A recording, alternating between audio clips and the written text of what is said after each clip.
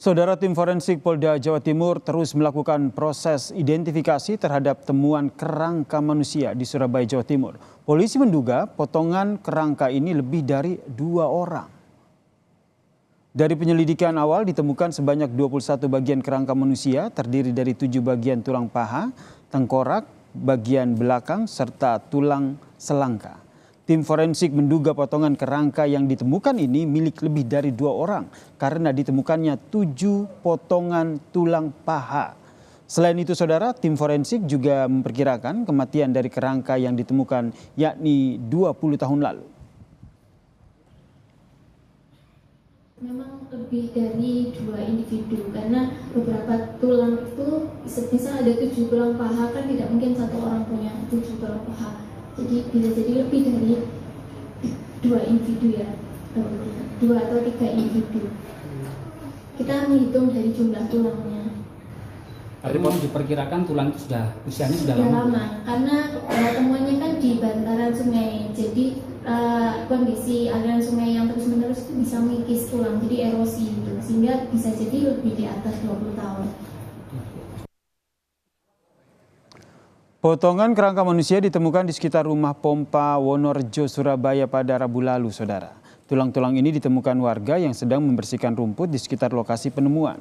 Polisi telah membuka hotline bagi mereka yang merasa kehilangan anggota keluarganya.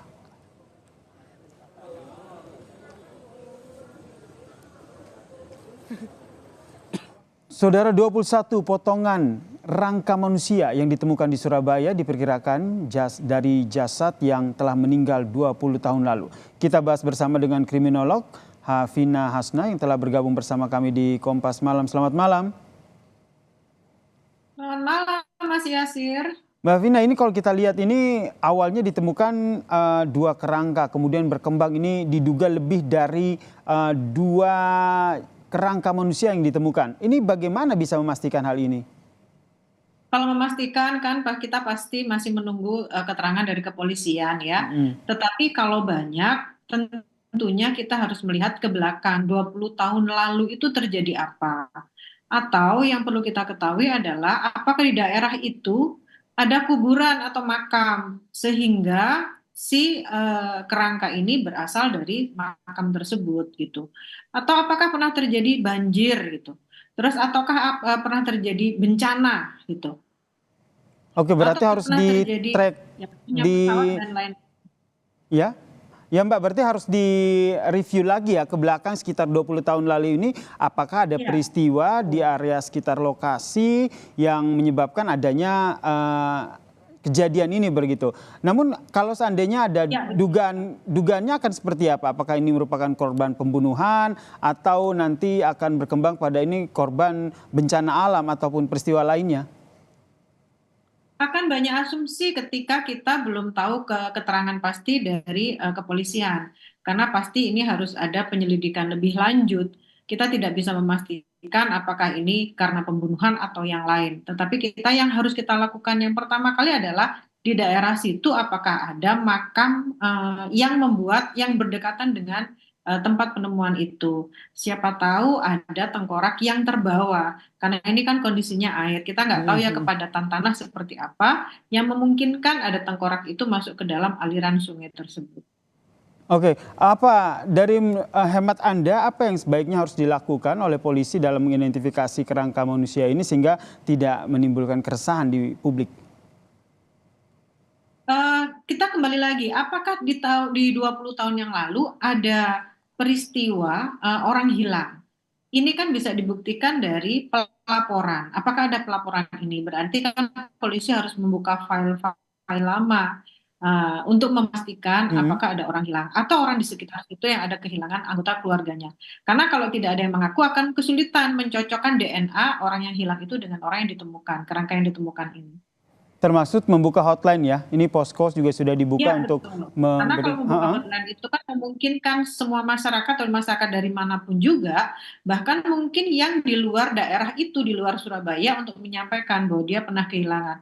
Karena kan ini kemungkinannya besar sekali ya, kita nggak tahu apakah orang di sekitar situ atau orang-orang di tempat lain. Karena orang yang kehilangan keluarga mungkin banyak, bisa jadi orang yang kerja dari luar daerah terus menuju ke Surabaya dan terjadi kecelakaan atau terjadi tawuran misalnya sampai meninggal di tempat itu atau pembunuhan atau yang lain kan kita tidak tahu. Sehingga penting untuk diketahui sebenarnya apa yang terjadi di 20 tahun yang lalu ya di lokasi kejadian ataupun di sekitar lokasi ya, karena banyak sekali kemungkinan yang bisa terjadi setelah ditemukan kerangka ini. Kalau seandainya identifikasinya nanti kemungkinan bisa dilakukan dengan tes DNA begitu? Iya, betul sekali. Tapi bagaimanapun juga tes DNA itu kan harus dicocokkan dengan para keluarga yang kehilangan. Karena kalau sudah ditemukan juga, kita tidak bisa mengetahui ini bisa dicocokkan dengan siapa.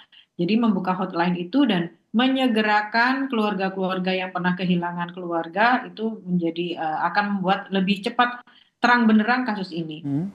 Kalau ini masih berandai-andai, kalau seandainya tidak ada laporan keluarga yang hilang, tidak ada yang melapor, kemudian tidak ada yang juga menyertakan DNA-nya, nanti penemuan dari kerangka ini nanti mengarahnya akan seperti apa oleh pihak kepolisian? Kalau tidak ada yang mengakui, ya bagaimana lagi? Berarti dianggap sebagai penemuan kerangka saja, yang artinya ini membuat sebagai penemuan biasa saja yang tidak bisa dikonfirmasikan ke siapapun.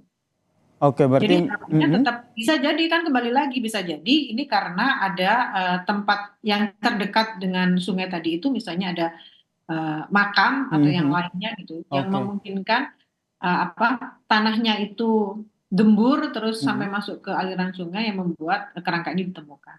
Jadi harus balik lagi ya, polisi harus mengetahui persis sebenarnya apa kejadian yang terjadi pada sekitar 20 tahun lalu seperti yang tadi mereka sampaikan ya. Penemuan ini secara sosial secara apa, secara pelaporan seperti apa. Ini harus dilakukan kepolisian. Oke, kita nantikan nih seperti apa penyelidikan dari pihak kepolisian terkait dengan penemuan kerangka manusia. Ini informasinya lebih dari 2 kerangka manusia yang ditemukan di Surabaya, Jawa Timur. Terima kasih Mbak Hanifah Hasna, kriminolog yang telah bergabung bersama kami di Kompas Malam. Salam sehat. Terima kasih.